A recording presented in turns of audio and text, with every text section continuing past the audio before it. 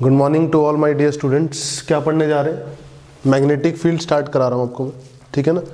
Magnetic effects of current में हमारे पास अभी बचा है साइक्लोट्रॉन और मास स्पेक्ट्रोग्राफ। मैं दोनों बता दूंगा, ठीक है ना। दोनों ही समझने वाले टॉपिक हैं, छोटे छोटे से टॉपिक हैं, बोर्ड के लिए हैं, ठीक है ना।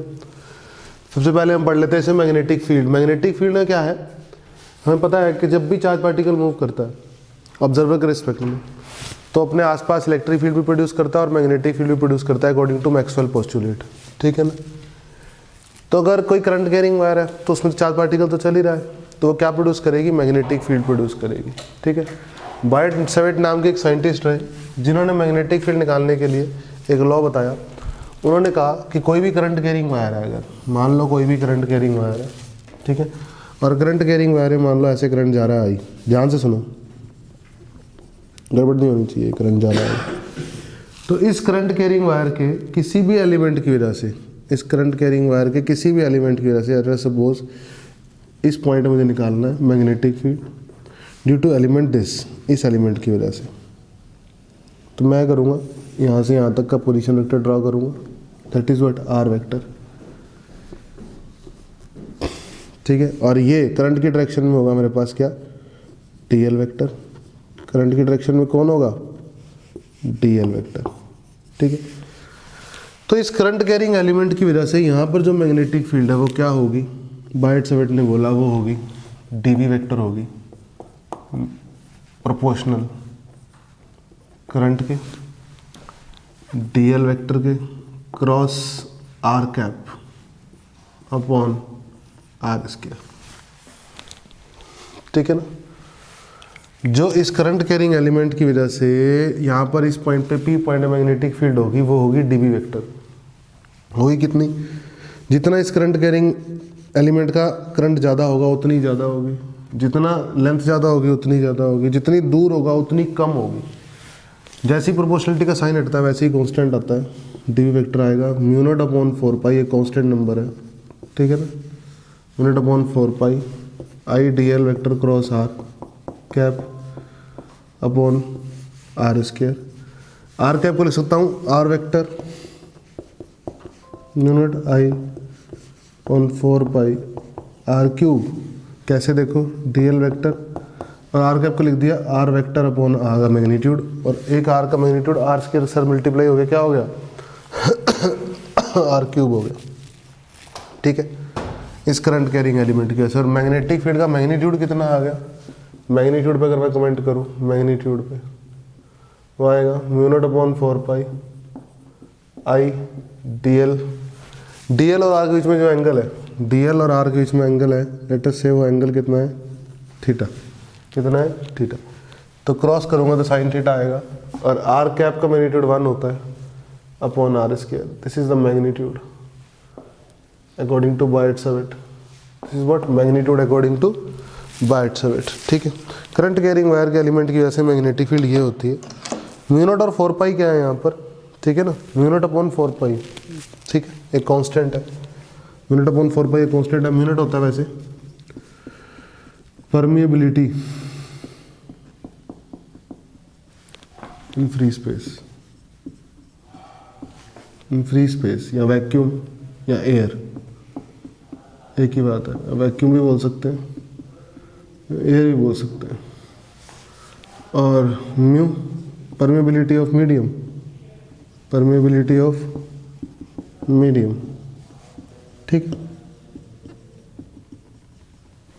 और mu r relative permeability, relative मतलब रिलेटिव परमिएबिलिटी। जैसे वहाँ परमिटिविटी होता था, यहाँ परमिएबिलिटी होता है, ठीक है ना। रिलेटिव कैसे लिखते हो? मीडियम अपॉन एयर, तो मीडियम की हो जाएगी mu naught mu r, mu naught mu r, ठीक है। पक्का? कोई दिक्कत वाली बात नहीं है इसमें, आसान है एकदम, परेशानी की कोई दिक्कत ही नहीं है, ठीक है ना। डायरेक्शन की अगर मैं बात करूँ, डायरेक्शन तो according to right hand thumb rule देख लेंगे। According to right hand thumb rule,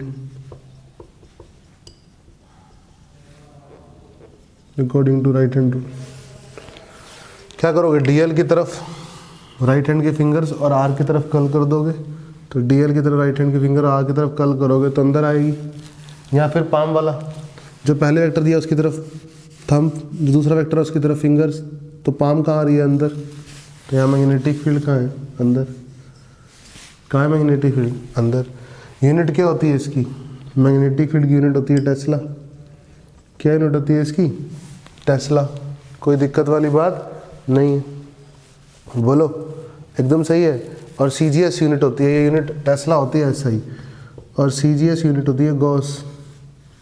क्या होती है, गॉस, ठीक है ना। और 10⁴ गॉस बराबर होता है 1 टेस्ला के। 10⁴ गॉस बराबर होता है 1 टेस्ला के, ठीक है, पता होना चाहिए आपको। और परमेबिलिटी की यूनिट क्या होती है, म्यू की। देखो म्यू की यूनिट क्या होगी, ये मैग्नेटिक फील्ड की टेस्ला होगी, टेस्ला, ठीक है। देखो ध्यान से, ये तो इसकी तो कोई यूनिट नहीं है, मीटर, ये मीटर स्क्वायर, तो नीचे बचेगा मीटर, तो टेस्ला मीटर, ठीक है ना, अपॉन ये करंट आएगा ampere, tesla meter upon ampere, ठीक है, टेस्ला मीटर अपॉन एम्पियर रहेगी, कोई दिक्कत वाली बात नहीं है। ये मिनट अपॉन 4 जो कांस्टेंट है एयर के लिए, इसकी वैल्यू होती है, या फ्री स्पेस के लिए या वैक्यूम के लिए 10⁻⁷। कितनी वैल्यू होती है इसकी, 10⁻⁷। पक्का, कोई दिक्कत वाली बात नहीं है, कहीं से कहीं तक कोई दिक्कत वाली बात नहीं है, ठीक है। अगर मैं बात करूँ मूविंग चार्ज पार्टिकल की, वैसे magnetic field due to moving charge particle, ये तो करंट कैरिंग वायर आ ही गया, due to moving charge particle,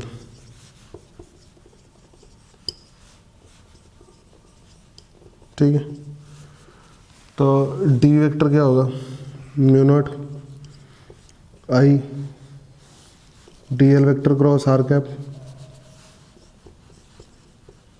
सही है भाई, बहुत ही आसान है, 4πr²। और I क्या होगा, dq/dt होगा, सही है। तो I की जगह डाल दो dq/dt, तो dv कितना आ जाएगा, μ0 I की जगह आ जाएगा dq/dt, dl/dt बन जाएगा v cross are cap upon 4πr²। अगर इंटीग्रेट कर दूंगा तो dq पे इंटीग्रेशन है ना, dq तो चार्ज है, उसका इंटीग्रेशन टोटल कितना हो जाएगा, q, तो b क्या आ जाएगा, μ0 upon 4π into q v cross are cap upon r²। This is magnetic field due to moving charge particle. This is what magnetic field due to moving charge particle. This is what magnetic field due to current carrying wire. Due to current carrying wire element, ठीक है ना, element की वजह से, magnetic field wire के current carrying element की वजह से। समझ में आया, कोई चिंता की बात नहीं है, ठीक है। अब एक काम करते हैं, magnetic field due to moving charge particle तो हमने देख ही लिया, अब इलेक्ट्रिक फील्ड और मैग्नेटिक फील्ड को कंपैरिजन कर लेते हैं, ठीक है। बोलो इतना समझ में आया, आसान लगा, ठीक है। इलेक्ट्रिक फील्ड और मैग्नेटिक फील्ड को कंपैरिजन कर लेते हैं, ठीक। Okay, I will change the marker,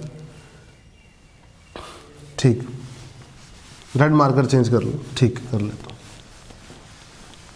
अब देखो मेरी बात सुनो, अब जैसे मैं बात करूँ comparison between electric field and magnetic field, comparison कर लेते हैं। जैसे मान लीजिए बेटा कि ये चार्ज पार्टिकल है, ठीक है, यहाँ से r दूरी पे बात करनी है इस पॉइंट पे, ये चार्ज पार्टिकल खुद v वेलोसिटी से चल रहा है और ये एंगल थीटा है। इस इंस्टेंट ऑफ टाइम पे p पॉइंट पे इलेक्ट्रिक फील्ड क्या होगी, 1/4πε0 q अपॉन r² होगी कि नहीं होगी, बोलो, सही है। और मैग्नेटिक फील्ड क्या होगी p पॉइंट पे, अभी भी देखा आपने, μ0 q 4πr² इंटू v और साथ में साइन थीटा, सही है। बोलो, दोनों इक्वेशन को अगर मैं डिवाइड कर दूं तो इलेक्ट्रिक फील्ड का रेशियो मैग्नेटिक फील्ड के साथ क्या आएगा, p पॉइंट पे q से q कट जाएगा 4πr², q से q 4πr² कट गया तो आ गया 1/μ0 epsilon naught 1/μ0 epsilon naught into v sine theta. ठीक है, एक बात आपको बता दूं कि c स्पीड ऑफ लाइट होता है, स्पीड ऑफ लाइट का स्केयर होता है 1/μ0 एप्सिलॉन नॉट के बराबर, दैट इज 9 × 10⁻16, 3 × 10⁸ होता है ना।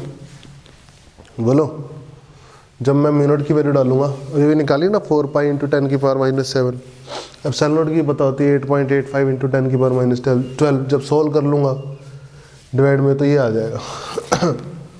तो मैं इलेक्ट्रिक फील्ड का रेशियो मैग्नेटिक फील्ड के रेशियो के साथ आ गया, स्पीड ऑफ लाइट का square upon V sine theta.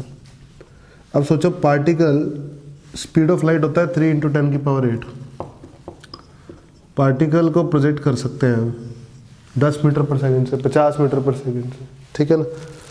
और उसके बाद साइन थीटा मल्टीप्लाई होकर वहाँ से छोटा नंबर मल्टीप्लाई होगा, वो छोटा हो जाएगा। ऊपर है सी स्क्वायर, तो इलेक्ट्रिक फील्ड का मैग्नीट्यूड ना as comparison to magnetic field बहुत बड़ा होता है। इलेक्ट्रिक फील्ड का magnitude as comparison to magnetic field क्या होता है, बहुत बड़ा होता है। इस बात को ध्यान रखना आप, ठीक है।